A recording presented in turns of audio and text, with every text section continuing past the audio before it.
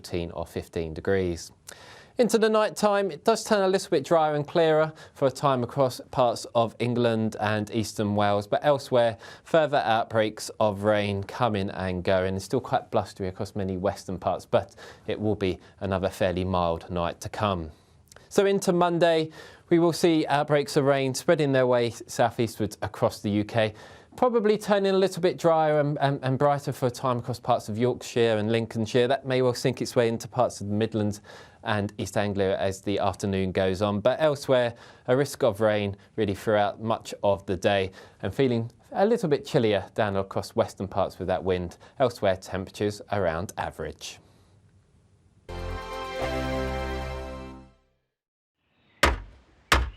Who is it? We're here for the show. Welcome to the Dinosaur Hour with me, John Cleese.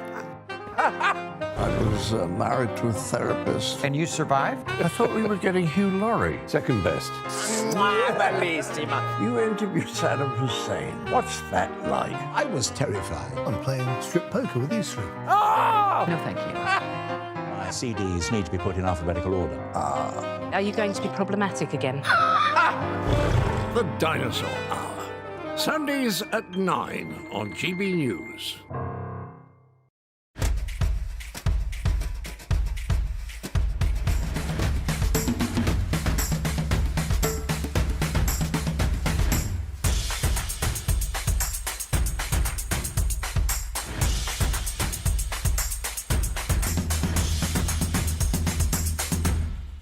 Wake up to the headlines with Headliners every morning at 5 a.m. We treat you to the day's biggest stories before anyone else, 7 days a week. You can catch up on everything you need to know before you've even had your kippers. Headliners every morning at 5 a.m. only on GB News, the People's Channel, Britain's news channel. GB News, unlike other broadcasters, isn't obsessed with the London-Westminster bubble. We think there's a nation beyond the M25, and that's why we talk about the issues that matter across the land. Join me on State of the Nation, 8 to 9 o'clock, Monday to Thursday, on GB News. Daisy's listening, and you should too. I think the most exciting bit for me is talking to people. People who I think are ignored often by the major news channels. We're going to give news they want to hear. There's a voice there that needs to be heard. I think there's a chance here for a diversity of opinion to be expressed, which you don't find elsewhere. It's really exciting. We don't hold back. We're free to say how decisions that are taken here affect us all around the country. Only on GB News, the People's Channel, Britain's news channel. There's only 3 people you can trust in life. Your doctor, your lawyer, and your nana.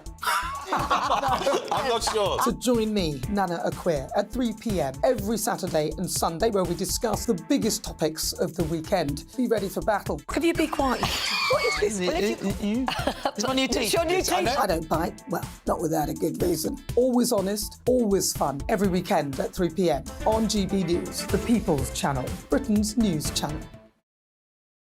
Your weekend starts here with Friday Night Live with me, Mark Dolan, 8 till 9 on GB News. Big stories, big guests and big laughs as we get you ready for a cracking weekend. That's Friday Night Live with Mark Dolan, Fridays 8 till 9 on GB News. Bring your own drinks, the admission's free. Tired of the usual focus-tested, pre-prepared Westminster runaround? Well, so am I. So you want higher taxes? Is your department to blame for this? Are you rethinking this policy? Every Sunday at 9:30, I'll be sitting down with those in power to get the truth about the issues affecting you. Let's be honest, we've known about the cost pressures of this project for years, not months. That's the Camilla Tominey Show, a politics show with personality. On GB News, the People's Channel, Britain's news channel.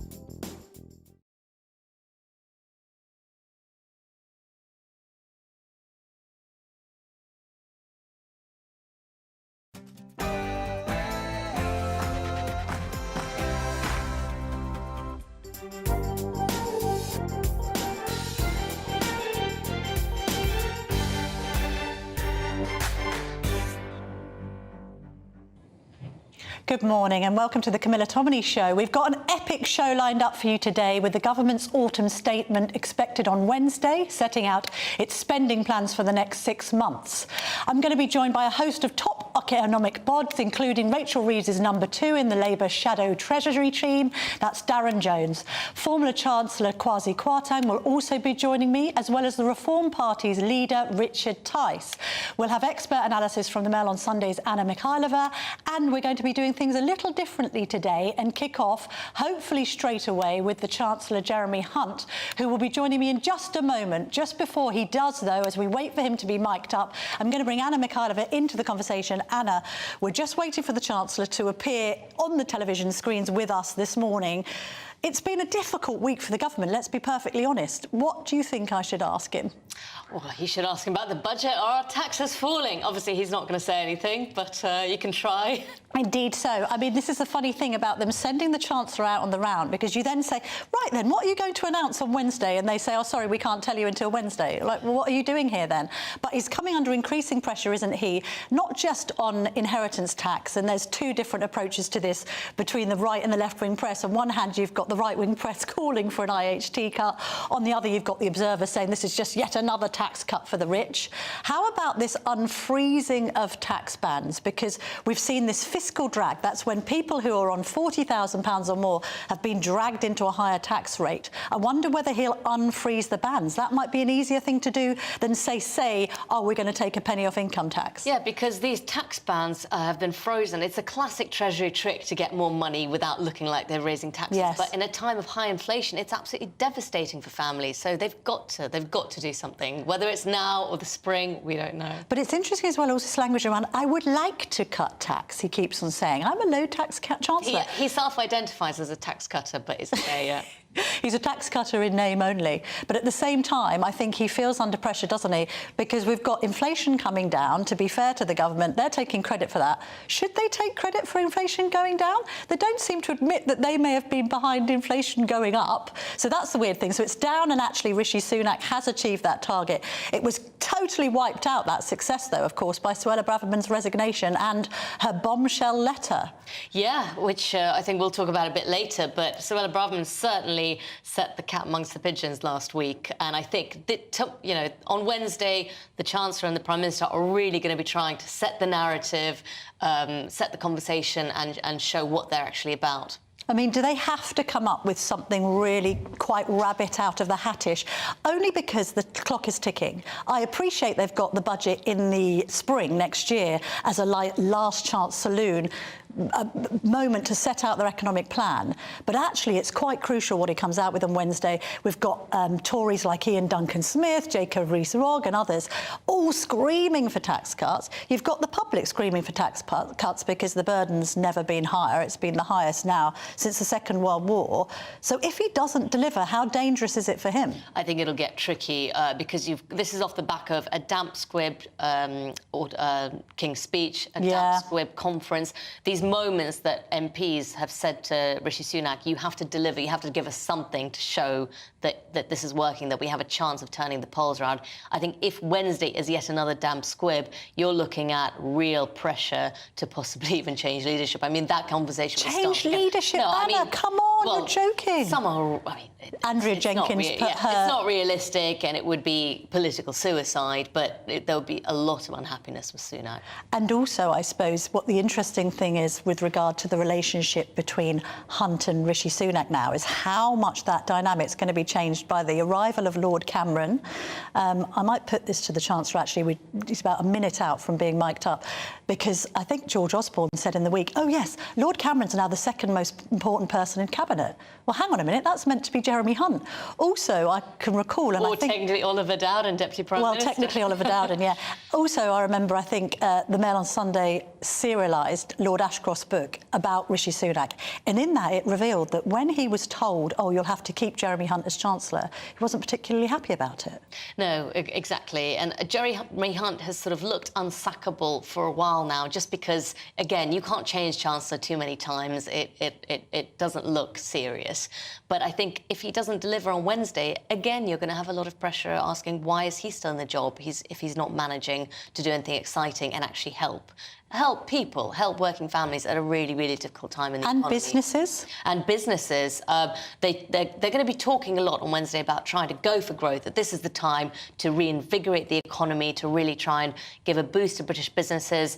I mean, there's some talk of doing things with red tape, with regulation. Yes. So, you know, let's wait and see. But that surely businesses need a lot more than the undoing of red tape. They claim to be completely over-regulated and spending a great deal of time on bureaucracy. You've got them paying massive amounts of tax anyway through PAYE, and then adding to that with corporation tax now 6% higher than it was going to be. You've got this IR35 ongoing problem with people who are self-employed and having to now use umbrella companies and all the rest of it. You've also got this weird thing where they won't scrap the VAT on luxury goods. There's been a massive campaign in the Mail about it. We're not as competitive as our European rivals. I mean, this whole post-Brexit spirit of competition where we'd be leading the world on free trade hasn't quite materialised, has it? And don't forget, VAT, as all the Brexiteers always said, is quite a simple thing to cut and make us more competitive. So you're absolutely right.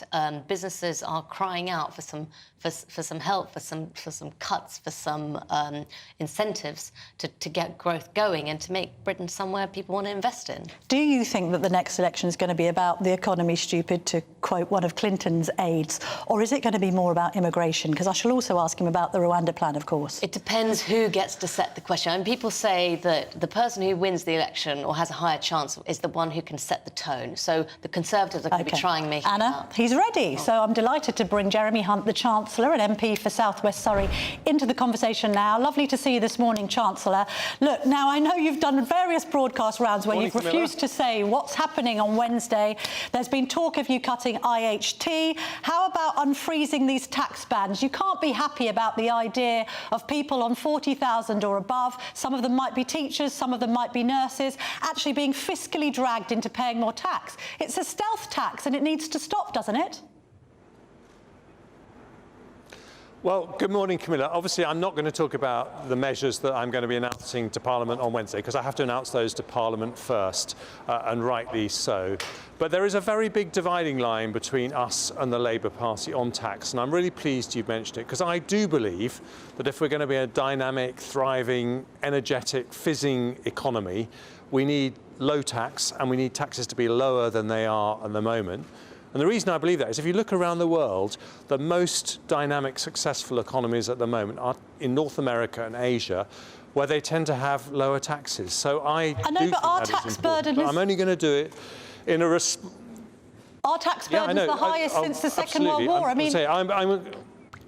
People watching this, Chancellor, will be staring at the television and listening to the radio in disbelief. Taxes have never been higher than under this Conservative government. You talk about Labour. There was polling in the Mail yesterday to suggest that most people in this country now think that Labour are the party of economic competence.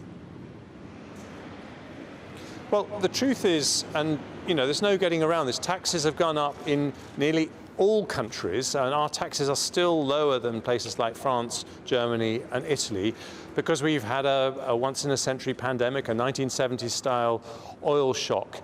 But the difference is that we do want to bring them down, and Labour put up taxes in every single one of their 13 budgets. Conservatives cut taxes when we responsibly can. So let me tell you, I'm not obviously going to tell you what measures I'm going to do, but let me tell you my approach. First of all, we're not going to do anything irresponsible, particularly by which I mean anything that fuels inflation, because we had a big victory last week when we delivered the Prime Minister's pledge to halve inflation. When he and I came to office, it was over 11%. Now it's 4.6%. People watching at home, their number one concern, they say in poll after poll, is the cost of living crisis. This makes a difference.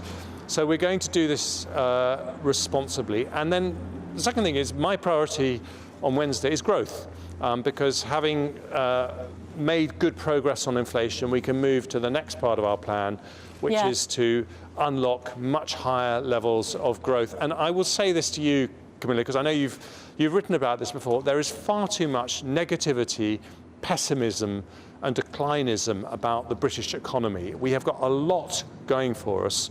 I'll give you one example. We have got a technology sector that's the third biggest in the world after the United States and China. Technology is going to shape all of our lives. We do it really well. So, you know, if we're going to get taxes down, growing the economy is part of the solution, but it's also part of the way that we can afford to get taxes down as well. You talk about kind of the talk of declinism. That's not necessarily coming from the general public. It's coming from people like former Bank of England Governor Mark Carney and others, perhaps even ex-Treasury officials that seem to have wanted to keep tax up in the first place. You've talked in general about inflation. I've never been able to understand why the government can claim the rewards of bringing inflation down but not take responsibility for it going up. Well, we all know why it went up. You know, we had the invasion of Ukraine and a massive spike in energy prices and food prices globally. When you're faced with 11.1% inflation, as Rishi Sunak and I were when we arrived in Downing Street, the government does have to take very difficult decisions alongside the Bank of England to bring it down. Now, what I had to do a year ago in a, frankly, very, very difficult autumn statement for a Conservative Chancellor is I had to put some taxes up, I had to cut spending, because I had to get borrowing under control, because you can't get inflation down if you're pumping money into the economy. That actually fuels higher prices. So we've had to play our part in the government to get to where we've got to. And we don't want to throw that away now we've made such good progress. Although some people might be scratching their heads wondering how on earth you promote growth by charging businesses 6% more on their corporation tax bills. Why would you set up a business in the UK today when you're tied up in red tape, you're paying more corporation tax and business rates? Why would you? Well, you were talking about tax thresholds going up in the beginning of this interview, Camilla, and when I took those decisions on tax, I thought it was fair that the pain was evenly balanced amongst businesses and amongst individuals. You know, I wanted to spread those difficult decisions fairly. But I do actually agree with you that one of the most important things for us as a country is to make sure that our taxes are competitive in an area that doesn't, frankly, win you any votes, but is very important, which is business taxes. We need businesses from all over the world to say the UK is a great place to set up a business, a great place to invest. And you'll be hearing lots from me on Wednesday about how we can remove barriers to business investment. One of them we've announced today, actually. We're going to completely overhaul the planning rules, because I meet businesses up and down the country who say it just takes a ridiculous amount of time to get planning approval. We're going to say if local authorities don't meet their statutory timelines, they give businesses the money back, and they process the application free of charge. So we are going to do a lot of things that I hope will make a big difference. They might want 6% back off their profit margins, Chancellor, but I appreciate the explanation. Good luck on Wednesday. We'll be watching with interest. Thank you for joining me this morning. Let's bring in Darren Jones into the conversation now. He's the Chief Secretary to the Treasury for the Shadow Front Bench. He's Rachel Reeves' deputy, effectively. Mr. Jones, lovely to see you this morning. Not sure if you were able to hear what Mr. Hunt was saying there. Let's talk about Labour's Better Off plan. I've got this press release in front of me, Mr. Jones. You're saying that, first of all, you'd make people better off by £500 a year by insulating homes to make them more energy efficient. I can't quite understand the maths behind that, Mr. Jones. Who's paying for the homes to be insulated? Well, good morning. The £500 a year saving doesn't come actually from the Labour Party. It comes from the energy company E.ON in evidence that they submitted to Parliament. Because obviously, if you are able to insulate your home, the heat that you produce, predominantly via a gas boiler, but maybe by other means, stays in your house for longer and you use less energy, and that's low. But you're saying that the taxpayer themselves will have to put the initial outlay for the insulation, that they're paying for the insulation in order to save £500 further down the line? It will depend on your circumstances. So the government already is doing insulation work in council houses, for example, and housing association houses. We think they should be doing more of that more quickly, but that's already existing. You're also saying that people can save £900 a year by building cheaper, cleaner power across the country through the creation of Great British Energy. Again, how much is the creation of Great British Energy going to cost, Mr. Jones? Well, again, it depends on the type of technology. But what we do know from the past year is that if you're relying on importing gas, fossil fuels from countries overseas where there could be war or other things that happen, the price can go through the roof. That's why people's energy bills have been so expensive in the past year. Whereas if you have energy based here in the United Kingdom that's renewable, that maybe is nuclear, the price is more stable, it's lower. I get all that. No, I understand. But how are you going to pay for the cost of building cheaper, cleaner power across the country, and how much will it cost?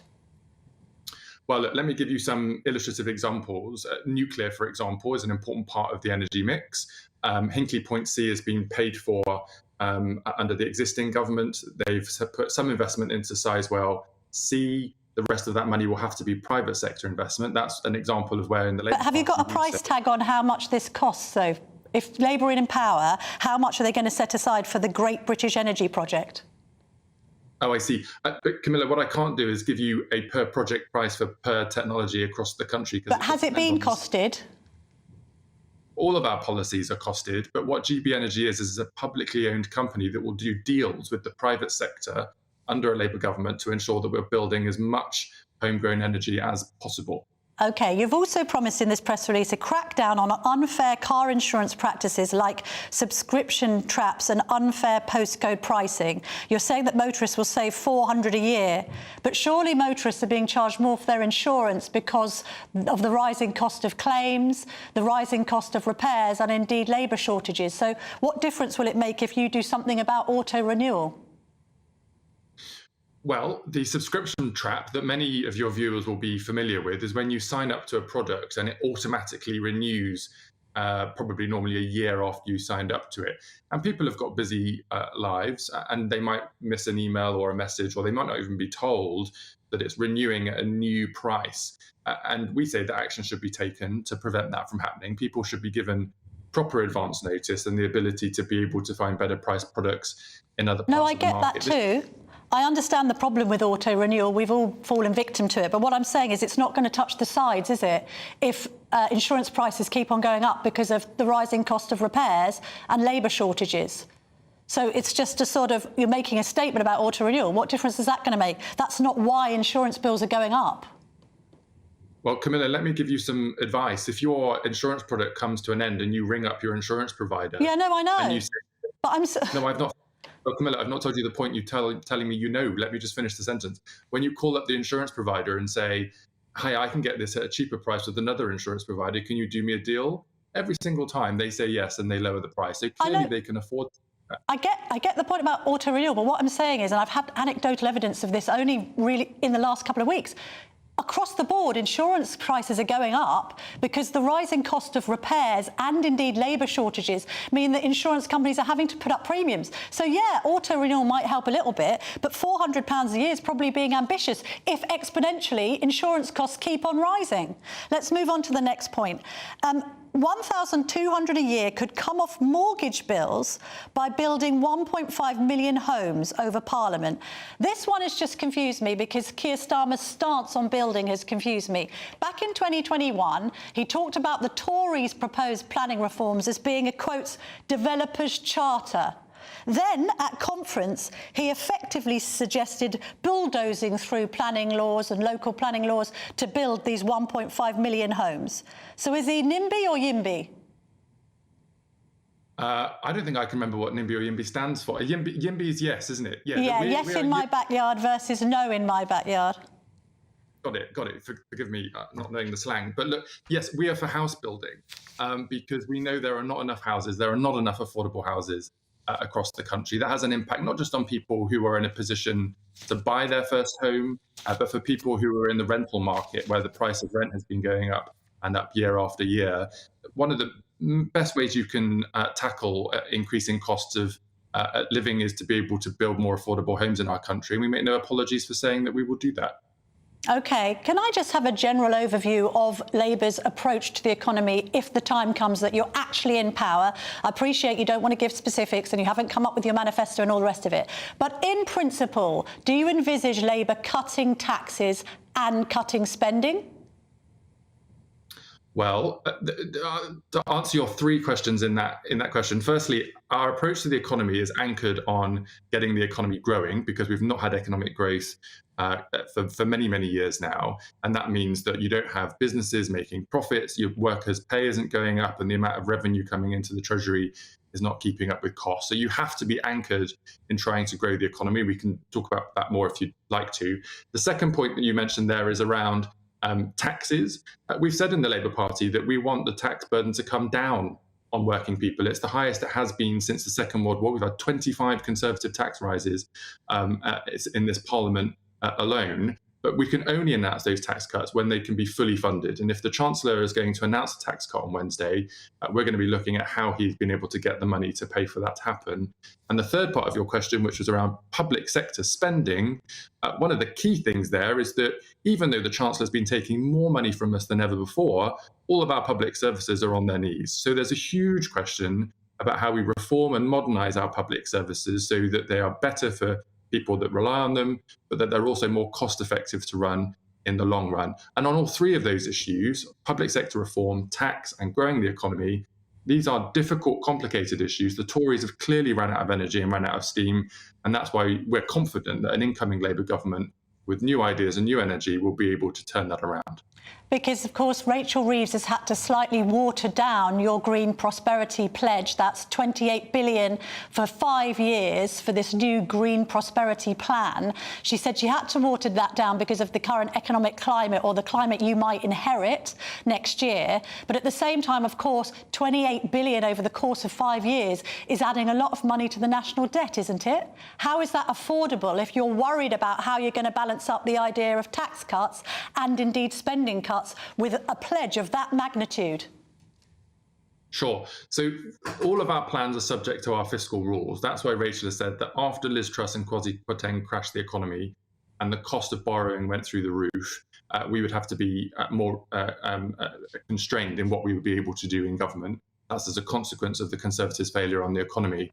The second thing to say is there is a difference between what the Conservatives have done in government, which is to take on debt to cover up their failure because they can't get the economy growing and they can't fix our public services. That is different to our Green Prosperity Plan, which is where we are investing alongside business. And we think that for every £1 of taxpayers' money, we can get £3 out of the private sector to build the infrastructure, the energy infrastructure, the jobs of tomorrow, because that will help get the economy growing. And in the long run, that investment will then be paid off by the private sector through the taxes that they contribute to the Treasury as a consequence of having a profitable business in our country in an economy that is growing. But you're not going to be worried about that level of borrowing when it doesn't look like interest rates are going to come down anytime soon. I appreciate who you're attributing blame to for them going up in the first place. But at the moment, we've got the Bank of England and other experts talking about that 5% rate flatlining for some time to come. Therefore, it's not going to be cheap to borrow this $28 billion a year. Yeah, as I said, they're all subject to our fiscal rules, and we don't know what the economic environment will be at the point that the election is called next year, and we'll need to see what it looks like then. But all of our policies, I should say, are fully costed and subject to our fiscal rules. Everything we do will be done responsibly. OK, Darren Jones, thank you very much indeed for joining me this morning. Now, listening to all that is the wonderful Anna Mikhailova, who's from the Mail on Sunday. She's deputy political editor there. Anna, we had to move things around a little bit because Jeremy Hunt could only do that time this morning before he races off to more interviews. You've got a couple of really good stories in your paper this morning. You've got Suella Braverman speaking for the first time since resignation lettergate. What's she saying? So this is the first interview, as you say, to my colleague Glenn Owen since her dramatic sacking and dramatic letter eviscerating the Prime Minister. So she is, as you'll be shocked to hear, doubling down on how terrible Rishi Sunak is. The language is strong. She's calling him tepid and timid, accusing him of tweaking his plans for Rwanda, saying basically he's not going far enough to try and get boats off the ground. Really damningly, she's actually saying that with his current plan, we will not get a single flight off before the general election. Oh, my goodness me. I mean, are we ever going to get a flight off? What's your instinct on this? We've got Lord Sumption writing in the Sunday Times that actually the plan itself isn't the problem. It's Rwanda as the country for processing overseas that's the issue. I don't quite understand how introducing the legislation to say that Rwanda's safe when the Supreme Court says it isn't is going to change the facts of the matter. No, I think that they've got much more hope trying to actually effectively help Rwanda get much better at processing. So there's been some talk of Home Office officials have been sent out there to try and improve their processes, because they're effectively saying if Rwanda gives some guarantees, they don't actually have the systems in place to deliver on those guarantees to make sure that people aren't then sent to dangerous countries. The problem with that is the Home Office officials are not exactly brilliant at processing claims themselves. Also, why have the Home Office officials only just ended up there? I mean, why haven't they been there the whole time, making sure that there could be a smooth transition? Very quick word on your front page story, which is absolutely staggering. It's taken 5 years and nearly £1 million to deport the rapist Yaqub Ahmed to Somalia. Just briefly summarise it, Anna, because it will enrage our audience, I know. So it's a really shocking story that shows just the scale of this problem with immigration. So a man who was convicted and jailed for gang raping a 16-year-old girl in London. So he came here from Somalia, he was granted refugee status, then he is convicted of rape, and after that Theresa May stripped him of his refugee status and started trying to deport him. Years and years and years later of attempts of his lawyers coming up with all kinds of reasons, so saying he's got mental health issues and removing him from the plane. And is he gone? Taxpayer, $1 million. He's gone, but £1 million later. £1 million later, and even more shockingly, as part of the deal to actually get him to go, we have paid for him to be in a luxury hotel for 14 weeks in Somalia. Oh my goodness, more. Thank you very much, Anna Mikhailova. We'll be back with a lot more in just a moment, including Kwasi Kwarteng. Stick with us.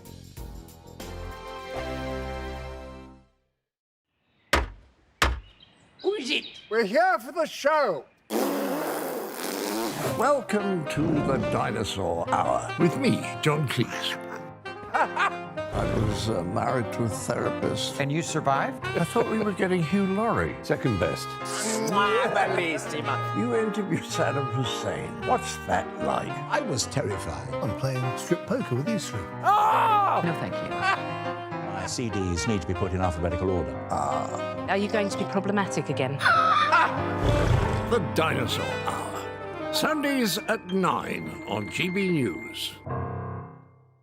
Good afternoon, Britain. Good afternoon, Britain. Join us, Tom and Emily, To find out what's happening in the heart of Westminster. and why it matters to you. Weekdays from midday, we bring you the most compelling stories from across the United Kingdom. And from your doorstep to our inbox. That's right, we want to hear from you. GB News. Britain's news channel. I think the most exciting bit for me is talking to people. People who I think are ignored often by the major news channels. We're going to give news they want to hear. There's a voice there that needs to be heard. I think there's a chance here for a diversity of opinion to be expressed, which you don't find elsewhere. It's really exciting. We don't hold back. We're free to say how decisions that are taken here affect us all around the country. Only on GB News, the People's Channel, Britain's news channel. I'm Michelle Dewberry, and I'm not here to tell you what to think. I'd much rather hear what you have to say. So send in your opinions to gbviews@gbnews.com. Keep them clean, and you never know, I might read them out. With my panel here on Jubes & Co, we debate, we get stuck into the issues of the day on a show where all views are welcome, especially yours. GB News, the People's Channel, Britain's news channel. In the GB Newsroom, we bring you the news as it happens. With our team of dedicated journalists across the UK, we're ready to give you accurate reporting every day. When the news breaks, we'll be there with bulletins on GB News, the People's Channel, Britain's news channel. Your weekend starts here with Friday Night Live with me, Mark Dolan, 8 till 9 on GB News. Big stories, big guests and big laughs as we get you ready for a cracking weekend.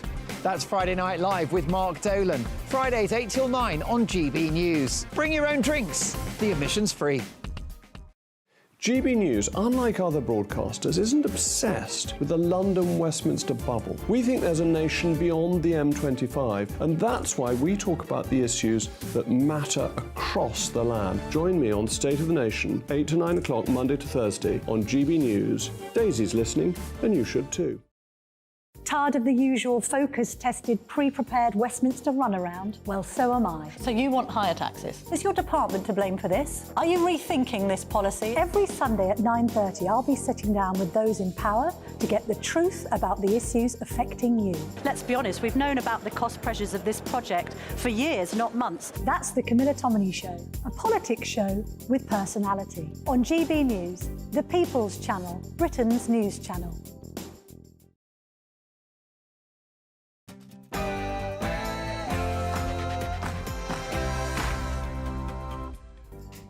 Welcome back to the Camilla Tominey Show. Goodness me, that was a rather rapid-fire 30 minutes. We've got another jam-packed hour ahead for you. We're going to find out what the former Chancellor Kwasi Kwarteng wants to see his immediate successor, Jeremy Hunt, announce in the autumn statement on Wednesday. And with his party riding high in the polls, I'm going to be joined by Richard Tice, leader of Reform. All of that still to come after the news with Aaron Armstrong.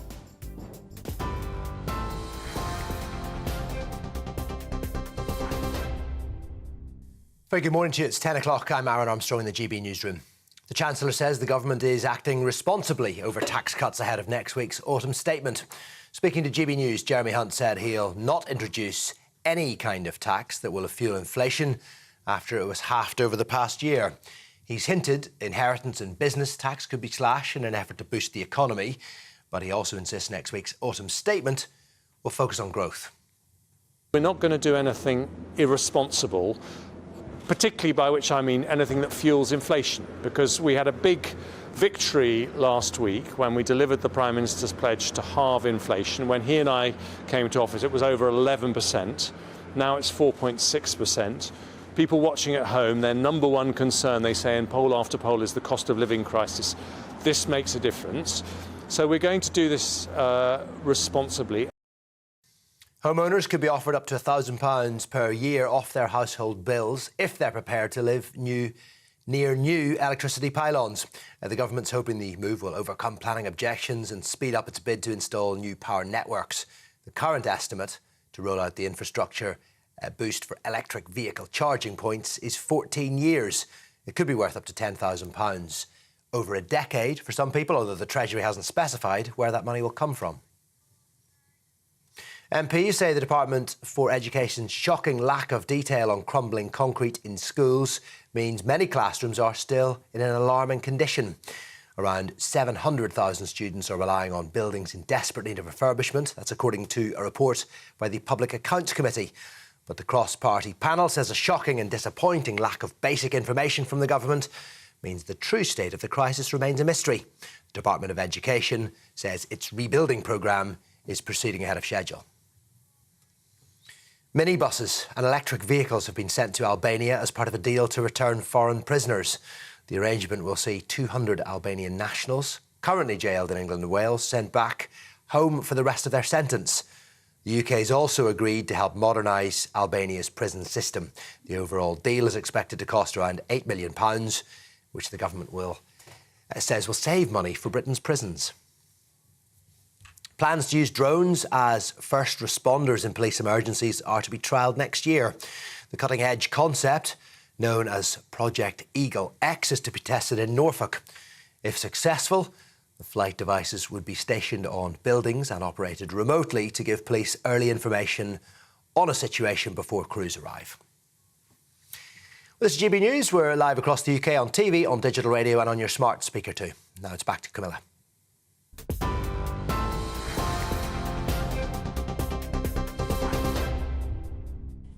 Welcome back to the Camilla Tominey Show. Lovely to have your company this Sunday morning. Lots more still to come. I'm going to be speaking to Kwasi Kwarteng in just a moment. What does the former Chancellor make of how his replacement is doing? We're going to get more expert analysis from Anna Mikhailova of the Mail on Sunday and former Defence Secretary and Shadow Chancellor Michael Portillo. And with his party winning over disgruntled Tories by their droves, I'll be joined by Richard Tice, the leader of Reform. And This is a special story. You'll be able to hear my interview with a British father who's left London to volunteer with the Israeli Defence Forces in the West Bank, would you believe? Now, Kwasi Kwarteng, the former Chancellor and Business Secretary, Tory MP for Spelthorne, joins me now in the studio. Kwasi, lovely to see you this morning. Good to see you. Is it a bit triggering to watch another Chancellor prepare an autumn statement? Not at all. I think that it's something which is a custom in the House, and I'm looking forward to hear what he says. If you were him, what would you do on Wednesday? Because we've had him on this morning, and as is ever the custom, we've said, what's in the autumn statement? Only to be told, I can't tell you what's in the autumn statement till Wednesday, which rather makes a mockery of these chancellors doing the broadcast round. But anyway, what would you do? Because he's coming under heavy pressure from backbenchers and indeed the country and business owners to bring taxes down. So look, having been in that position, and we've had this debate a lot, I think the one thing he's got to realise is that a year is quite a long time.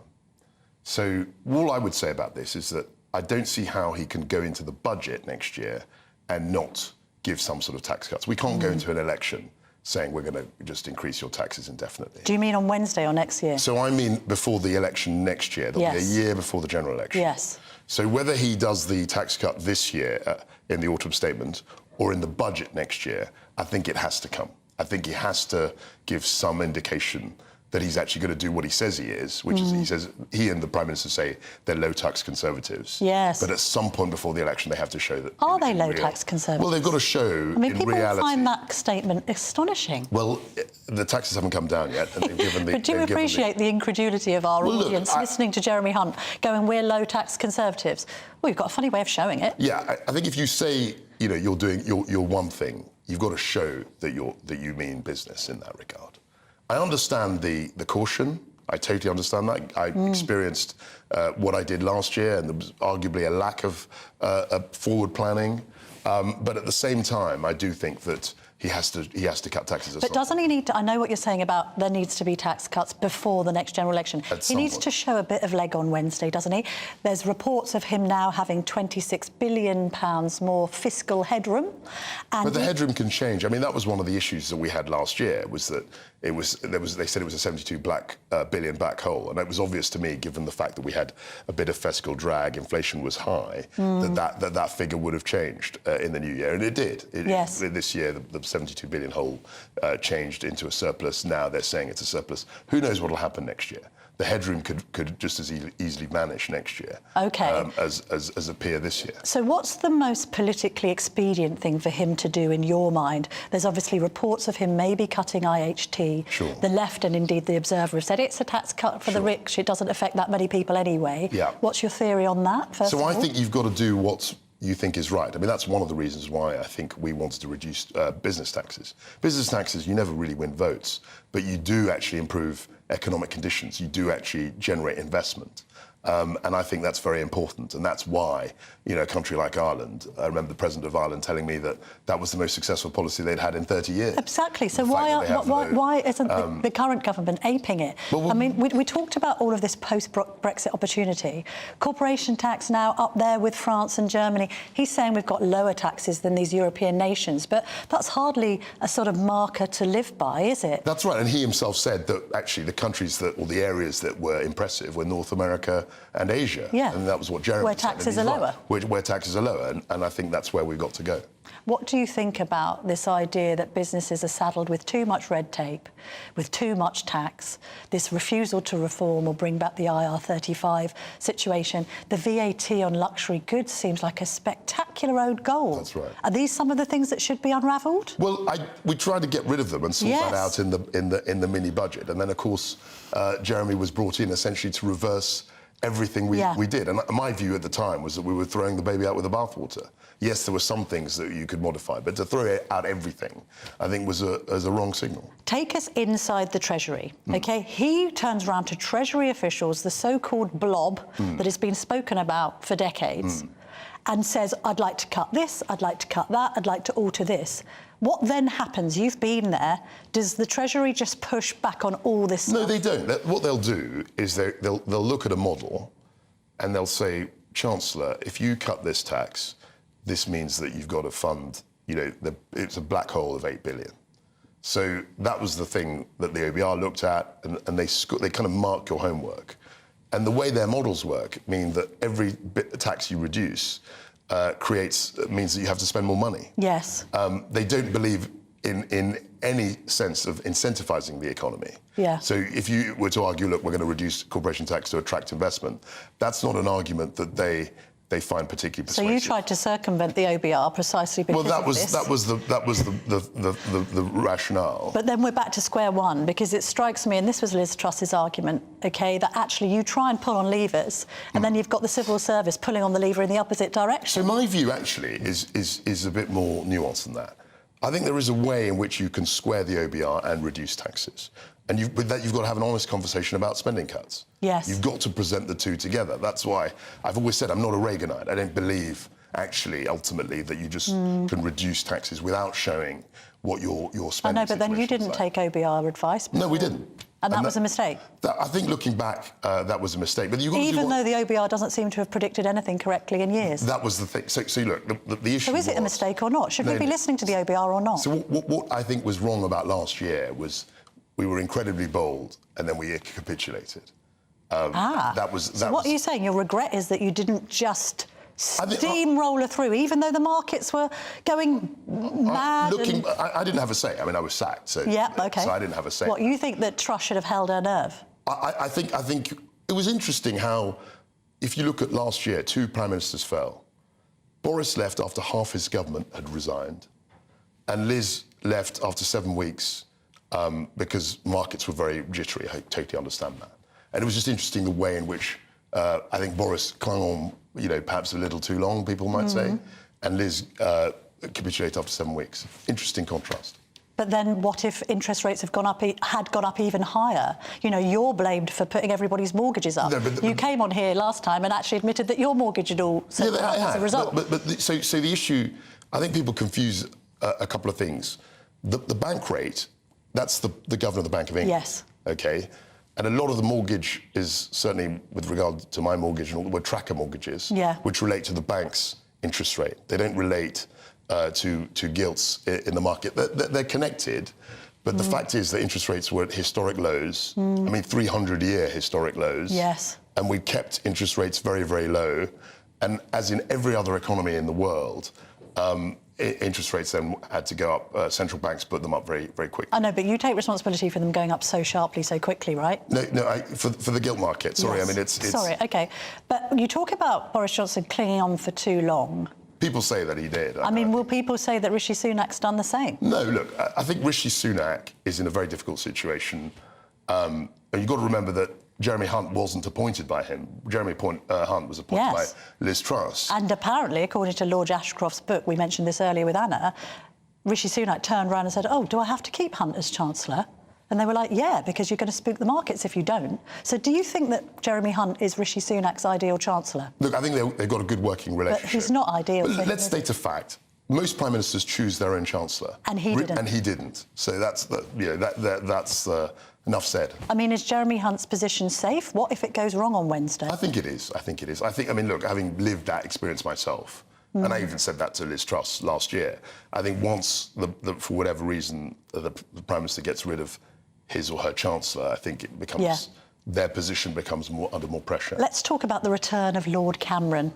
Your reaction to him turning up in Downing Street? He's a very capable... I was surprised. I was very surprised. A bit regressive, isn't it? Well, it was odd that someone who says that he's a change candidate brought someone back... Continuity Cameron. Who hadn't been in office for 7 years. But that aside, David is a very capable politician. He's a skillful, serious international figure. And I think he'll do a good job. Although, do you agree with George Osborne's analysis of the situation that Lord Cameron is now the second most senior person in government? I think George is being mischievous because, I mean, how can someone in the House of Lords who doesn't answer to ministers in the House of MPs in the House of Commons, how could they be the second most important person? Well, you raise an interesting point. Is lack of accountability a problem here with this appointment? He's not going to be answerable in the Commons. There's talk about making him have more political scrutiny because he'll have to speak to the select committees. Yeah. But it's all a bit opaque, this, isn't it? Look, I think it was an unusual step. I understand why Rishi and the team around him thought it was a good idea. I'm sure you'll get Richard Tice, and he will have views on the return of David Cameron. But I understand why Rishi's done this. But is he going to start lobbying Jeremy Hunt for more foreign aid? We know he had an absolute obsession with this 0.7% of GDP target, and it's gone down to 0.5%.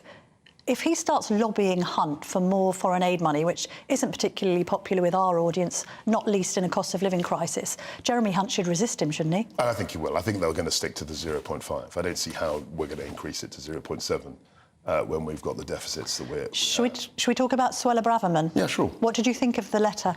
I'm afraid I thought the letter damaged her. It was too long.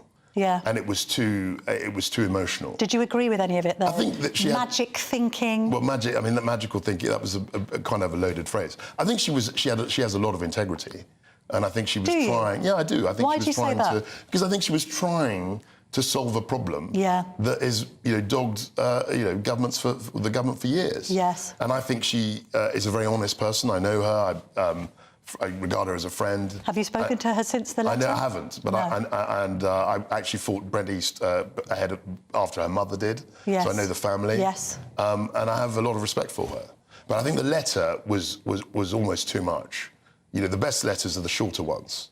Not 3 pages. It's better for the media for it to be longer, isn't it? Well, you've got more to But is this just naked kind of electioneering on her personal behalf? Does she want to be the next leader of the Tories? I think both Rishi and Suella had a bit of right. I can see why Rishi had to get rid of her, because she was openly challenging. Well, she was doing her own thing essentially. Yeah. But I can see why she was as resentful as she is. The public agrees with her. A lot of the polling, particularly the GB audience, agrees with her on immigration and the crackdown. Also agrees with her, by the way, on this idea of police bias. I mean, we see the situation with more marches taking place. We saw the heavy-handed nature of how protesters at lockdown events were treated, and indeed even people at a vigil for Sarah Everard, compared to now people scrambling all over War Memorial. I'm sorry, if that isn't a breach of the peace, what is? So do you think the police are playing favourites? No. So really? Whether you think, I'm going to say something, slightly, well, not controversial, but whether you think the police are biased or not, I don't think it's the place of the Home Secretary to voice that openly. That was the issue.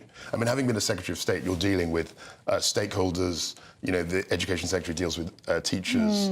As a business secretary, I dealt with, the energy sector or business sector.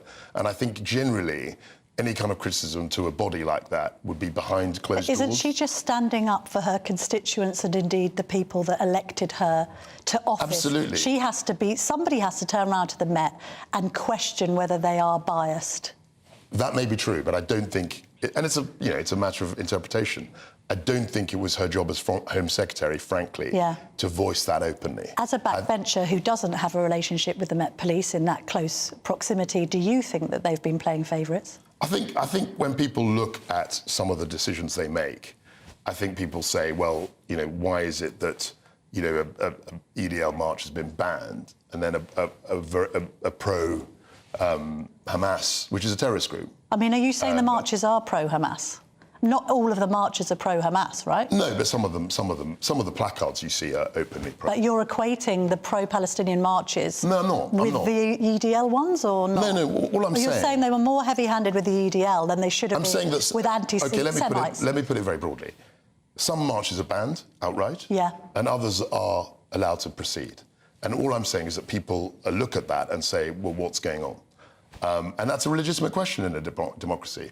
All I'm also saying is that I don't think the Home Secretary, who ultimately is responsible for the Met, should necessarily be criticising them in newspapers. It's interesting to see some opinion polling, let's see, Opinium, which is usually carried by the left-wing media, so it usually tends to favour left-wing parties. However, says that Labour's lead has dropped to 13 points.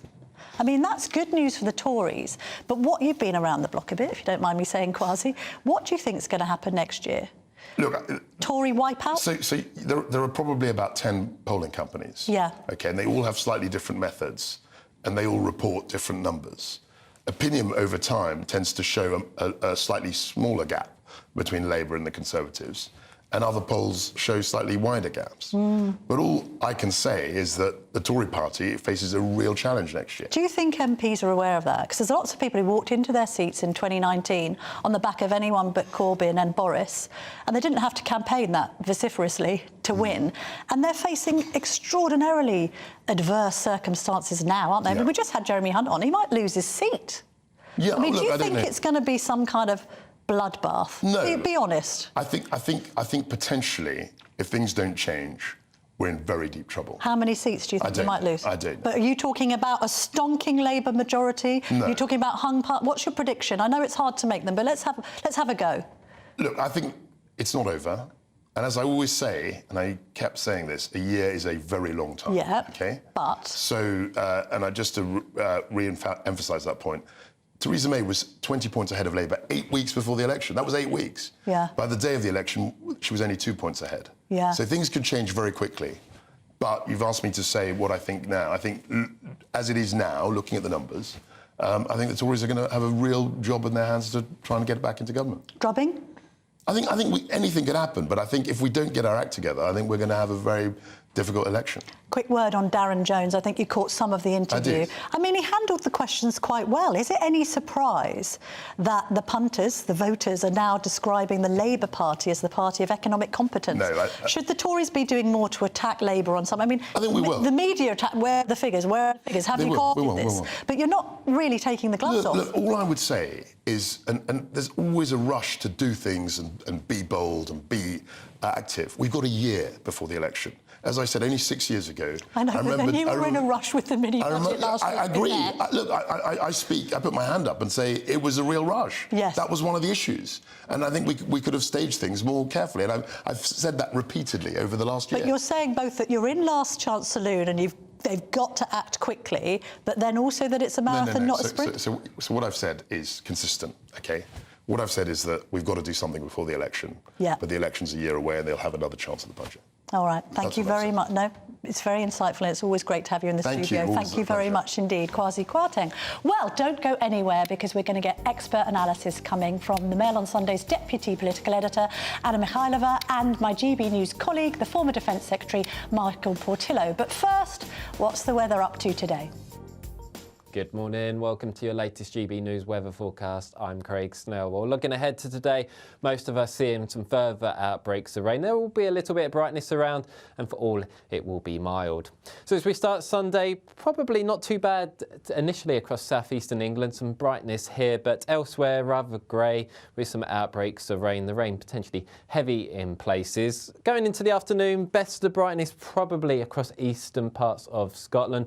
Southwestern England actually may also cheer up as the afternoon goes on, but quite blustery, especially down across southwestern England. Could see some coastal gales from time to time, but temperatures on the mild side in the south potentially up to 14 or 15 degrees.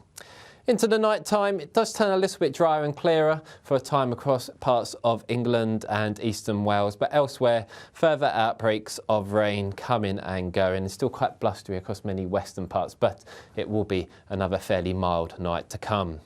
So into Monday, we will see outbreaks of rain spreading their way southeastwards across the UK. Probably turning a little bit drier and brighter for a time across parts of Yorkshire and Lincolnshire. That may well sink its way into parts of the Midlands and East Anglia as the afternoon goes on. But elsewhere, a risk of rain really throughout much of the day and feeling a little bit chillier down across western parts with that wind. Elsewhere, temperatures around average. Welcome back. Anna Mikhailova, the Deputy Political Editor of the Mail on Sunday, joins me along with Michael Portillo, my GB News colleague and the former Defence Secretary and Shadow Chancellor, presenting his show from 11. But before we do that, let's have some reaction. We've spoken to Jeremy Hunt, albeit quite briefly this morning, Darren Jones, who has given Labour's case for why they are economically more competent. And then I thought, a fascinating chat with Kwasi. Let's kick off with you, Michael. What's your reaction to everything we heard this morning? I mean, Jeremy Hunt comes and does a broadcast round but can't tell us what's in the autumn statement, which I suppose is par for the course. And apparently there's been leaking to the newspapers as well, so I thought his position was, frankly, ridiculous. ridiculous. Yes, this morning. thank you for confirming that, because I was watching going, am I going mad, or is this just totally pointless? But what he did do was once again trot out the idea that, you know, inflation was caused by external forces, which it absolutely was not. It was caused by the Bank of England being incompetent and pumping money into the economy. And in turn, the Chancellor of the Exchequer, who at the time I think was Rishi Sunak, failed to control the Governor of the Bank of England. The remit was that inflation should be kept below 2%. Yeah. And if it was not, then the Governor had to write to the Chancellor and explain what measures were being taken to bring it under control. And none of that happened.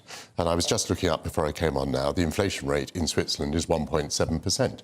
Now, of course, Switzerland has had to put up with, you know, rising energy costs and rising food costs, but the overall rate of inflation is 1.7%, because there is a country that managed its monetary policy. And here is a country that absolutely failed to do so. So when they say, you know, shall we take credit for the fall in inflation, what they must do is take blame for the rise in inflation. And the consequences of the rise of inflation have been most of the problems that the country now faces. That is to say, you know, strikes, people's living standards having been reduced, the need to control public spending. You know, we are living with a series of problems that were caused by the fact that the government took their eye off the ball and the Bank of England was incompetent. Yes. Also, by the way, they've never seemed to have foreseen the inflationary nature of some of the pay rises that have been given, apart from their arguments with the unions about not giving junior doctors 35%.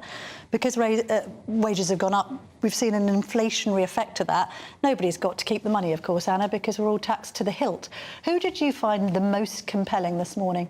I thought Kwasi Kwarteng was interesting, definitely. I mean, his comments about that he thought that Jeremy Hunt made a mistake throwing the baby out with the bathwater a year ago. Yes. I think a lot of people thought that was the precise risk, because this idea that everything that Kwasi Kwarteng and Liz Truss did was wrong and should be redone was incorrect. For example, IR35 was something they did, and Jeremy Hunt was one of the first things he reversed. And this idea that, you know, they had to suddenly go completely the other way and go full Treasury orthodoxy is I think, well, it hasn't given us the growth that perhaps we could be looking at, and it's certainly not making anyone feel any richer. Is that a point, Michael? I mean, if Truss had held her nerve and not bottled it, would the situation have improved for her or got even worse? It's hard to know, isn't it? Well, Liz Truss was not the first to lose her nerve. The Conservative Party was the first to lose its nerve. And you may remember that they got rid of her. This is now all, you know, counterfactual analysis. But hang on, I mean, to be fair, she's in tears. She's sacking Kwasi under huge pressure. Yes. He's then said, look, OK, the execution was bad, the ideas were good. Do we not have some truck with this idea that Truss perpetuates? Maybe it's protective of her own reputation, that she wants to go in one direction and just the whole civil service conspires against her to do it, and indeed the markets, and indeed the OBR, and indeed the Treasury. Well, I mean, part of being a politician is you have to take the civil servants with you. You were talking to Kwasi Kwarteng about what the process was, and let me tell you that the first process is that the Chancellor makes his budget judgment, or autumn statement judgment. In other words, he looks at the numbers, or she looks at the numbers, and says, this is a time when I'm going to relax the economy by 10 billion, or this is where I'm going to tighten the economy by 10 billion. So you form that judgment and you take people with you at that point.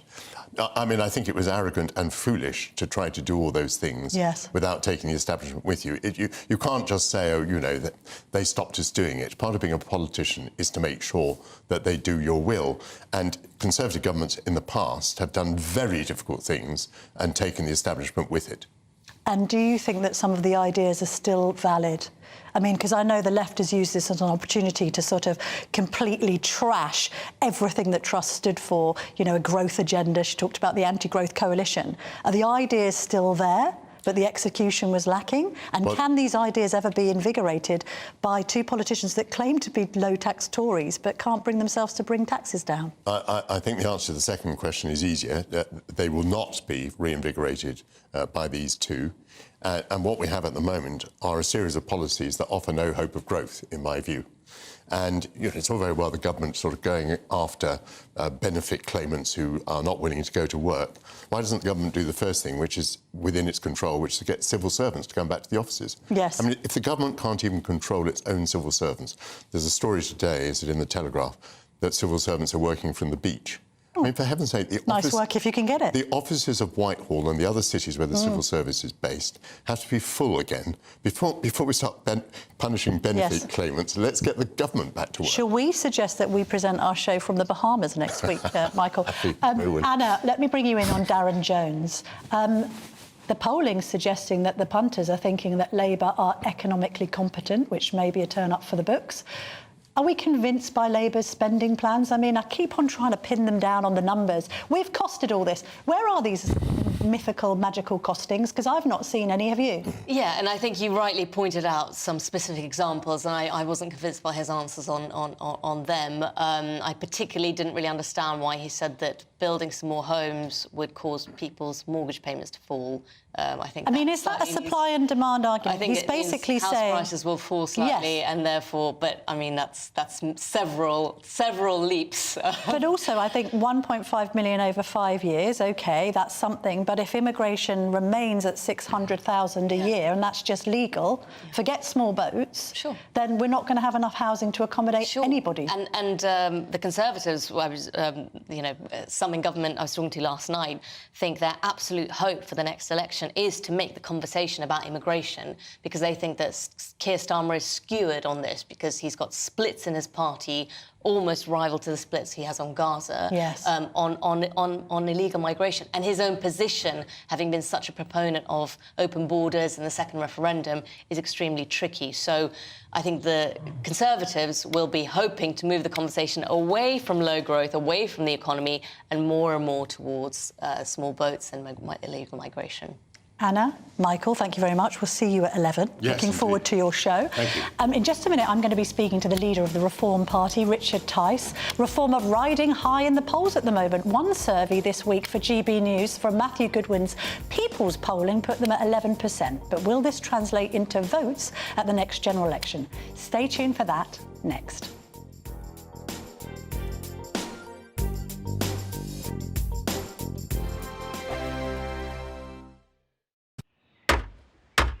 Who is it? We're here for the show.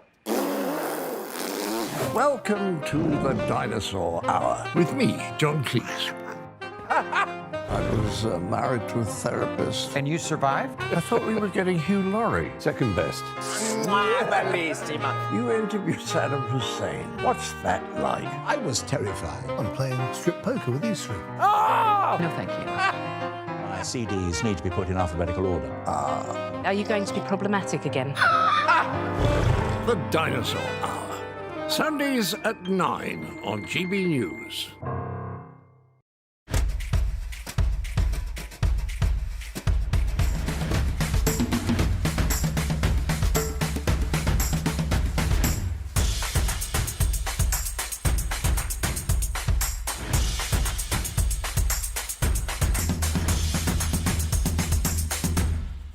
Wake up to the headlines with Headliners every morning at 5 a.m.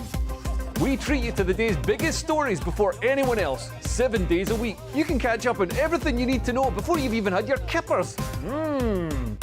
Headliners every morning at 5 a.m. only on GB News, the People's Channel, Britain's news channel. GB News, unlike other broadcasters, isn't obsessed with the London-Westminster bubble. We think there's a nation beyond the M25, and that's why we talk about the issues that matter across the land. Join me on State of the Nation, 8 to 9 o'clock, Monday to Thursday, on GB News. Daisy's listening, and you should too. I think the most exciting bit for me is talking to people. People who I think are ignored often by the major news channels. We're going to give news they want to hear. There's a voice there that needs to be heard. I think there's a chance here for a diversity of opinion to be expressed, which you don't find elsewhere. It's really exciting. We don't hold back. We're free to say how decisions that are taken here affect us all around the country. Only on GB News, the People's Channel, Britain's news channel. There's only 3 people you can trust in life. Your doctor, your lawyer, and your nana. I'm not sure. So join me, Nana Aquare, at 3 p.m. every Saturday and Sunday, where we discuss the biggest topics of the weekend. Be ready for battle. Could you be quiet? What is this? It's my new teeth. It's your new teeth. I don't bite. Well, not without a good reason. Always honest, always fun. Every weekend at 3 p.m. on GB News, the People's Channel, Britain's news channel. Your weekend starts here with Friday Night Live with me, Mark Dolan, 8 till 9 on GB News. Big stories, big guests and big laughs as we get you ready for a cracking weekend. That's Friday Night Live with Mark Dolan. Fridays 8 till 9 on GB News. Bring your own drinks. The admission's free. Tired of the usual focus-tested, pre-prepared Westminster runaround? Well, so am I. So you want higher taxes? Is your department to blame for this? Are you rethinking this policy? Every Sunday at 9:30, I'll be sitting down with those in power to get the truth about the issues affecting you. Let's be honest, we've known about the cost pressures of this project for years, not months. That's the Camilla Tominey Show, a politics show with personality. On GB News, the People's Channel, Britain's news channel.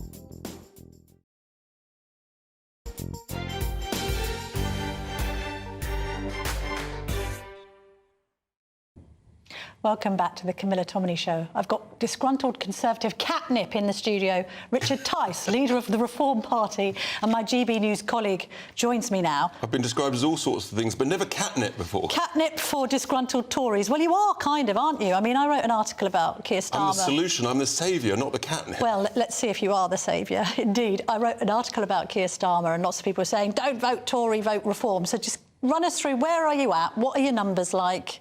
Both kind of in polling terms, but also membership. So this was a significant week, and I'm very grateful to the Prime Minister, Rishi Sunak, for everything he's doing for reform. We should put him on a commission deal. Our members have soared again to record numbers this week. Record numbers is what, Richard?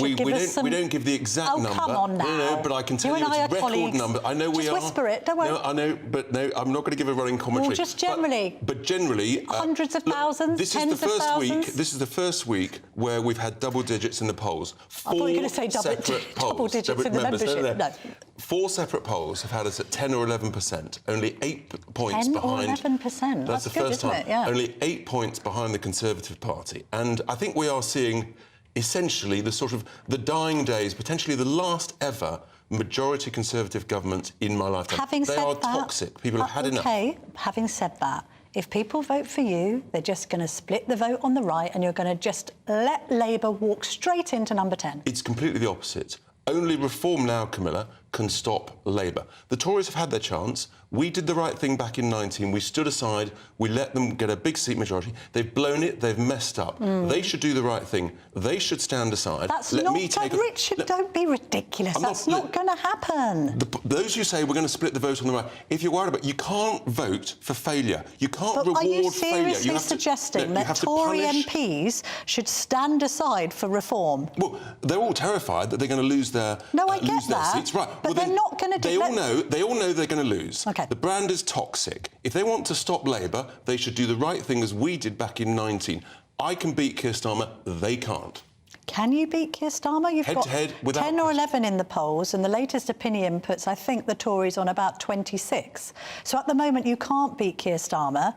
The Conservatives, if they improve things, if they become more low tax and a bit more Tory... They're going the opposite direction. They're going down. The brand is going down. It's toxic. We're the only party that has a serious plan to stop the boats, right? The whole Rwanda plan has completely failed. Would you scrap Rwanda?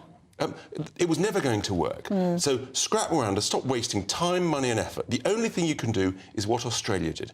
You pick up, you safely take back. We're entitled to do that under international treaties. That's the only thing that will stop the boats. Labour won't stop the boats, only Reform UK. OK, but then I suppose if you're going to use the Australia example, you do need to have an overseas processing area like Nauru or somewhere like that. And we've got plenty of British overseas territories. So we shouldn't have chosen Rwanda, we should have chosen... Where would you have chosen? Well, I'm not going to say where I'd chosen. Oh, go on. No, but we've got overseas territories, and that's what we should do. Hang on, you need to put a bit of meat on the bones here, because you're saying you can solve immigration. So tell us, where would you process people, if not Rwanda? I would put them in a British overseas territory. Which one? I will come back to that. Ascension Island? There's a variety of places we could put them that are in our control. You must tell us, because immigration is a key plank of what reform... We're the only people with a critical plan. You've got to leave the ECHR. So where would you process people, pick up if not and Rwanda? Take back? Well, do you know, the best thing to do is process them very quickly here. Actually, 20 years ago, they would be processed in 2 weeks. The appeal took a third week, and they were deported. Ascension That's the smart Island, things. St Helena. There's a variety of places.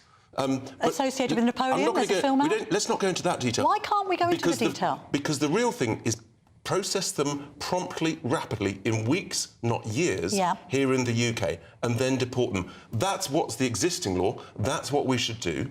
And you've got to stop the pull factor, the magnet factor, by picking up and taking back, using existing international treaties. The other point about immigration is that the Tories have basically opened the borders. The Labour Party want even more open border mass immigration. We believe the only net zero we want is net zero lawful immigration. One in, one out. I get that. About 400,000 people leave the country every year. We could welcome high-qualified, high-skilled immigrants to that sort of number who will add value to the economy. Would you put a cap on legal migration, and what would it be? It would be one in, one out. Over a 3 to 5 year period, it would be about... What if people say that's going to cause enormous labour shortages? It won't. What it will do is it will increase the wages of British workers and it'll get people back to work. It'll make work pay. If businesses can afford to pay them more, because at the moment they're having to pay 6% more in corporation tax. Yes, what would you do with corporation tax? Well, we've always said you should cut corporation tax, take it straight back to 19. The one good thing George Osborne did, bless him, was actually have a direction of travel to 17. We should have been heading towards 15. This Prime Minister, under his watch, he sent it back to 25%. It's a disaster. You've got to cut the vast amount of wasteful government spending across all departments, across local authorities. How would you do that in practice, though? In practice, it's very simple. You say to everybody, in the same way that you do in business, and indeed we're doing with our household budgets, right, I need to save £5 in 100, right, but not touch frontline services. And in business, what you say, do that or you're fired. I know, but who would you bring in to do it? Are you talking about bringing the private sector in to try? You've actually got to bring in successful people from the private sector to force this through. Do they want to work in politics, though, these successful people? If they were working with successful people with a track record, with a clear vision, clear conviction, I think absolutely, like you have in America. It's part of your civic duty to come and help the country. The country's broken under the Tories. Labour were bankrupt. Britain, only the Reform UK policies will save Britain. I just want to return to this issue of British overseas territories. Why are you reluctant to name any? I don't quite understand it. Because that's not... The key thing is, people want to know, is that you'll process them quickly, wherever it is. I know, but you haven't decided on where they could do it. The best place is in Britain. Do it in 2 weeks in Britain. OK. Can I say something which you might not like, but I'm going to say it anyway? It's not the first time. But reform isn't going to make the headway it needs without Nigel Farage at the helm, is it? Look, the more help, the better. He's temporarily engaged elsewhere, as we know. I know. He could be eating kangaroo testicles as we speak. I've always said, you know, Nigel's a huge figure and can help a lot. So is he going to come back and help? Well, why is he in the jungle? Is he doing it for electoral success come 2024, do you think? He's very clear. He's doing it so that more young people can actually see and understand Nigel, the personality, as opposed to what they've been sort of misinformed in the press that doesn't like him. I mean, I don't want to besmirch your very strong leadership of this party, but you need him to be leading it, don't you? No, what I say is the more help, the better. I've always said, if Nigel wants to come back into UK politics... As leader? Well, look, let's not focus on titles, let's focus on action. Well, it's important, isn't it? Because he was so successful with the Brexit Party. And the real key thing is that the more people who help, the more people who hear about us, the better. But Nigel's concern is first past the post. And he and I are completely committed to getting proportional representation. I know. Trouble is, though, it's not as sexy to campaign on first past the post as it is Brexit. People don't understand it. And the thing about Brexit is that, yes, we've technically left, but we haven't got Brexit done properly, pragmatically. They haven't taken advantage of the opportunity. If you're going to do a job, do it properly. All the things we stand for, cutting taxes, cutting data eggs, cutting immigration, these are the things that people who voted Brexit, they want, and they know that only reform will do. Do you think it was a mistake to call the party Reform, you know, Reclaim, Respect? There's loads of parties beginning with R. Why don't you just stick to the Brexit Party? Because everyone knew it. It does what it says on the tin. The country needs reforming in so many ways. Right. And I love it when Keir Starmer says, people may not like to hear this, but the NHS needs reform. Absolutely, the NHS does need reform, Needs new reform. And frankly, the country needs reform. Does the reform need Suella Braverman? Have you had any conversations? Would you have conversations with the former Home Secretary to bring her across? I'm not going to give a running commentary on discussions. Oh, go on. With a number of... I know, you're good at giving running commentaries. You're on the telly. It doesn't matter. You can't give a running commentary. But let's be clear. A number of Tory MPs are very, very unhappy with the direction of travel of the Tory party, quite rightly. Although the trouble is Nigel Farage thinks that he might want to join the Conservative Party at some point in the future. Never say never. If the next general election they reset and realign, then I might. That's a bit worrying for reform, isn't it? He loves causing mischief. It's what he's brilliant at. He's a mischief maker. That's the the the answer. reality is, look, he was on an undercover mission in plain sight at the Tory conference, but he has confirmed that Reform is the party that he's committed to. He's honorary president, and look, he's got lots of commitments, but the more help he can give us, the better, frankly. What Tory MP would you like to welcome across? If not Suella, then whom? Because you might need a bit more ballast.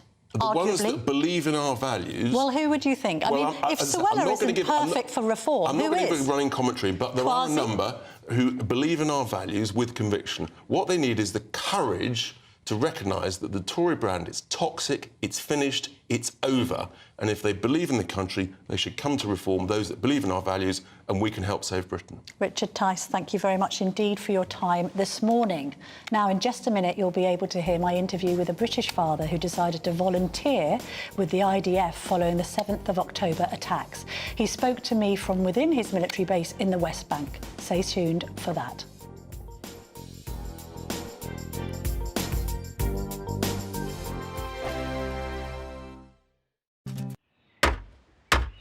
Who is it? We're here for the show.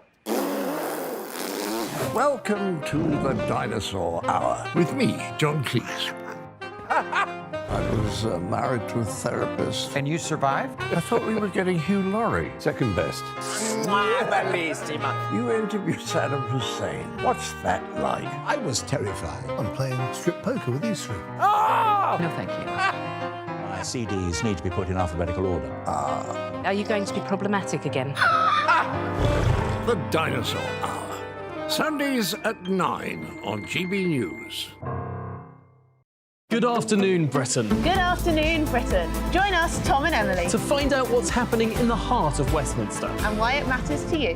Weekdays from midday, we bring you the most compelling stories from across the United Kingdom. And from your doorstep to our inbox, That's right, we want to hear from you, GB News. Britain's news channel.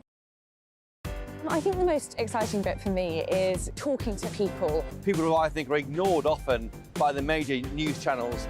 We're going to give news they want to hear. There's a voice there that needs to be heard. I think there's a chance here for a diversity of opinion to be expressed, which you don't find elsewhere. It's really exciting. We don't hold back. We're free to say how decisions that are taken here Affect us all around the country. Only on GB News, the People's Channel, Britain's news channel. I'm Michelle Dewberry, and I'm not here to tell you what to think.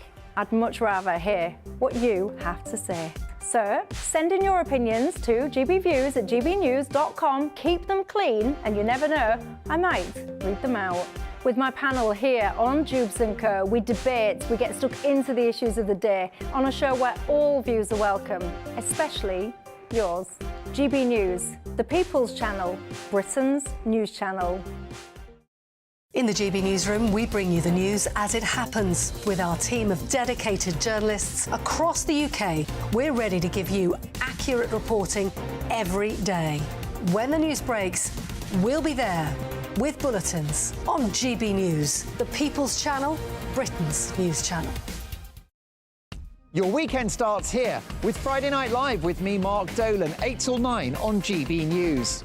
Big stories, big guests and big laughs as we get you ready for a cracking weekend. That's Friday Night Live with Mark Dolan. Fridays 8 till 9 on GB News. Bring your own drinks. The admission's free. GB News, unlike other broadcasters, isn't obsessed with the London-Westminster bubble. We think there's a nation beyond the M25, and that's why we talk about the issues that matter across the land. Join me on State of the Nation, 8 to 9 o'clock, Monday to Thursday, on GB News. Daisy's listening, and you should too. Tired of the usual focus-tested, pre-prepared Westminster runaround? Well, so am I. So you want higher taxes? Is your department to blame for this? Are you rethinking this policy? Every Sunday at 9:30, I'll be sitting down with those in power to get the truth about the issues affecting you. Let's be honest, we've known about the cost pressures of this project for years, not months. That's the Camilla Tominey Show, a politics show with personality. On GB News, the People's Channel, Britain's news channel.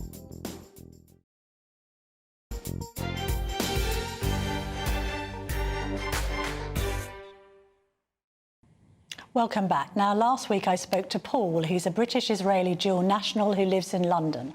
He's a family man, he's got kids, but following the Hamas terror attacks on Israel on October the 7th, he decided to join up with the IDF, the Israeli Defence Force, as a volunteer. Full disclosure, I know Paul, we've been friends for years, so I was quite shocked when he told me that he'd gone out there to volunteer.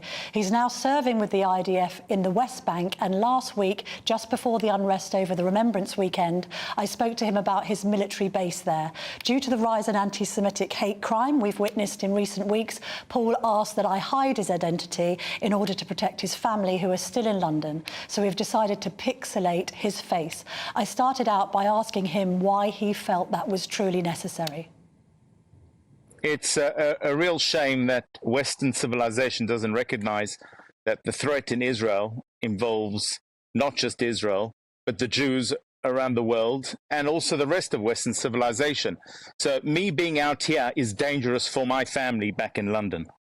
What motivated you to decide to go out to the West Bank and basically put yourself in danger for Israel? All Israelis do service. All Israelis have to stand up, unified, and defend the country. It's the only country we have. We have nowhere else to go. If Israel is not safe, then all of Jews around the world are not safe. And it's no good just relying on the current Israeli Defense Forces and who's the population who are here. All Jews around the world must stand up and help fight for what is right and for the defense of Israel and their own homes. I'm defending my home in London.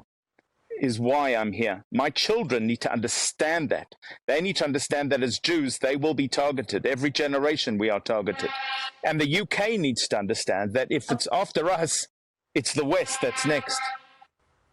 And what was the reaction of your family, of your children, when you said you were going out to the West Bank? It's difficult for children that have not grown up in Israel to understand why their father would go out and put themselves in danger to fight for themselves, for the country. So they were pretty upset. It took a while for them to certainly understand it. They've read it in books. They know the history. They understand the Holocaust that we've been through and the birth of Israel. But that's all theoretical. For this time, the first time, me coming here drove the point home. And what's it like out there? What are the conditions like where you are in the West Bank? What's morale like? So the morale is extremely high. The country is pretty good when it comes to emergency situations. When it comes to war, the country knows what it needs to get done and everyone is unified. But there is a strange combination of still shock and awe and heartbreak of what happened from 7th of October. We need to understand that that can never, ever happen again. We said that about the Holocaust, and here we are again defending basic people's our rights as Jews to live without being slaughtered and butchered. But the morale is very high. We're based in the West Bank. The West Bank is a lot safer than it is down in Gaza, but there is a lot of work being done to keep the West Bank in control and quiet and not allow for Hamas groups within the West Bank to pretty much do the same thing and repeat what happened in Gaza. We deal with everything on a civilian basis level, and then if there are any military issues, for example, there are pockets of Hamas who sit in the West Bank just waiting to cause terror attacks, then obviously we need to deal with those, and we deal with those on a daily basis. We are overseeing an entire civilian population, which we work mostly very well with. We have about 1 million workers that come in from the territories into Israel on a regular basis peacefully. And that is a hope, the hope that we have, that we can live side by side without any terror organization or Iran trying to foment and create a terrorist front for us on our borders. So we are hopeful that one day we can work together in two different states in peace, but that peace has to come without a price, and that price is everybody, our children and Palestinian children being safe. When it comes to what you're seeing back in London, How has that been making you feel? We've had this row going on about this weekend, whether there should have been marches this weekend for remembrance and for the remembrance commemorations. You'll have seen stories posted by the likes of me on the Telegraph about a huge amount of anti-Semitic sentiment on the streets. We've seen that not just in London, but around the Western world. I recently wrote a story about UCL complaining about anti-Semitism on campus, even though it was the first university in England to admit Jews back in the 19th century. How are you feeling about London right now in Israel? It's hugely frustrating because London is my home. I love the place. It protects freedoms.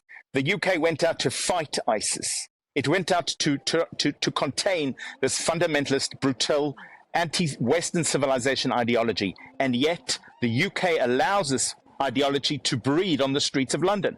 This is not just a pro-Palestinian march. In fact, it's not a pro-Palestinian march at all.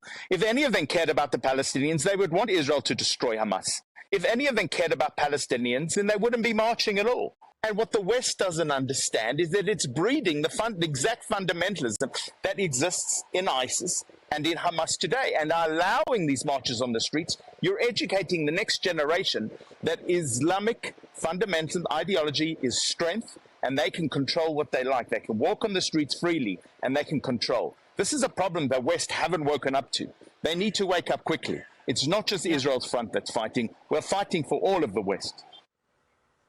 How far are you willing to go? Because I know you're a businessman. I've always known you to be pretty mild-mannered and measured. You've seen the videos of the October the 7th attacks. I know you have because you've told me that.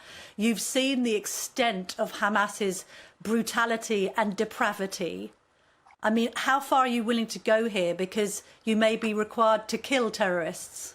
You may be required to put your life on the line. There isn't even a question. Had Israel been around during the Holocaust wouldn't have happened. And right now, we are surviving our own mini Holocaust with Hamas on our border and Hezbollah on our border and Iran doing everything it can to make life difficult and brutal for us. So yes, we are willing to sacrifice each and every one of our lives, just as in every war we have done that. I can't allow for Hamas to come in and take my children captive, or to sit there for my children to feel, hold on, they're not safe in their own homes. Or they have to watch the stories, the brutal stories, which I'm not even going to repeat right now. That cannot ever happen. And so if it's my life to try and save my children's lives, then I think everybody would make that choice. But that's where we are now. And how long do you envisage being out there? Well, I'll be out here as long as I'm needed. The Israeli IDF army are doing a phenomenal job in winning this war. But this war, again, doesn't just end with Hamas. We've got a number of enemy around just waiting to pounce on any weakness that we show. So we're going to be here and we're going to continue until the job is done. That's obviously the view from an Israeli soldier. Since the start of the war, we've heard a number of different perspectives, including those sympathetic to the Palestinian cause. You can, for example, watch a debate between James Schneider and Justin Cohen on GB News' YouTube channel. Since speaking to Paul last week, there has been a rise in tensions in the West Bank. There have been attacks on some of Israel's military bases there, and on Friday, Israel confirmed that they had killed 5 Hamas members in a raid in Jenin. But we have spoken to Paul since, and he is safe. Well, that's all from me today. I'll be back next week at 9:30. Michael Portillo's up next.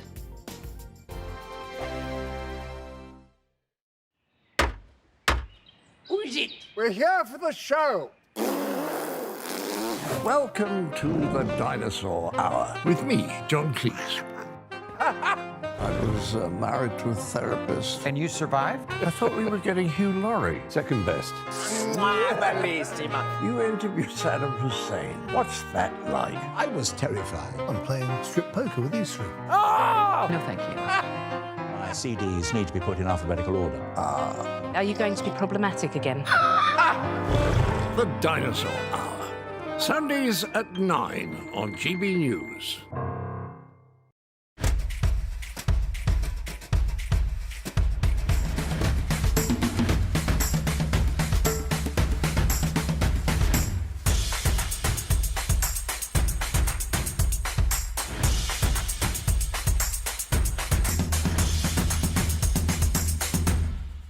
Wake up to the headlines with headliners every morning at 5 a.m.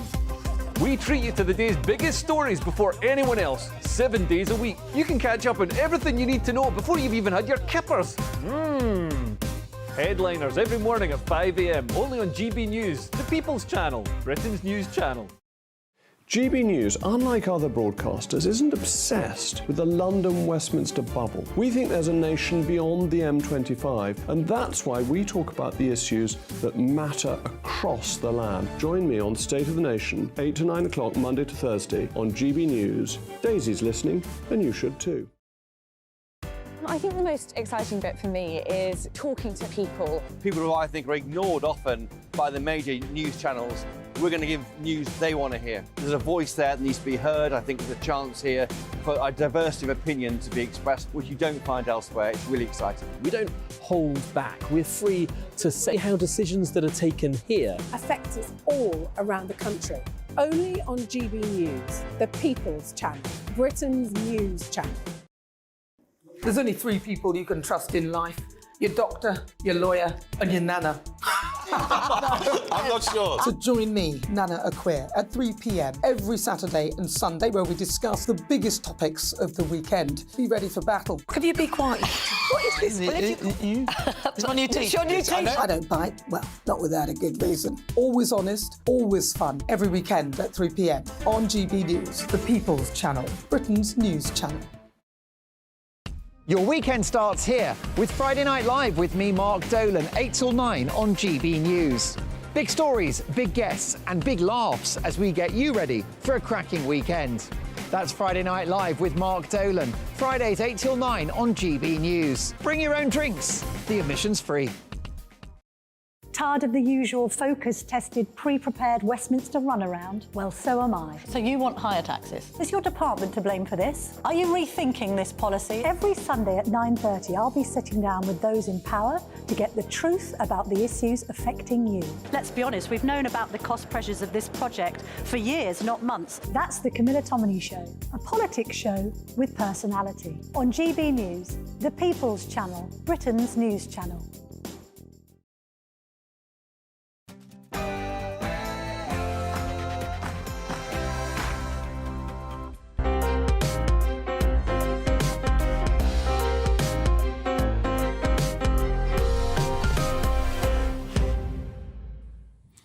Good morning and welcome to Sunday with Michael Portillo. Cocoon yourself in our cosy cafe of culture, art, books and political and ethical debate.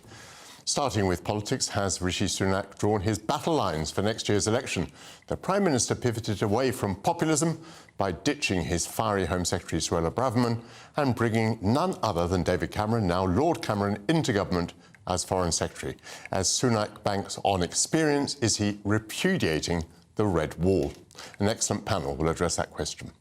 A year ago, a former government advisor, Sam Richards, set up a campaign group called Britain Remade with the purpose of making Britain build again.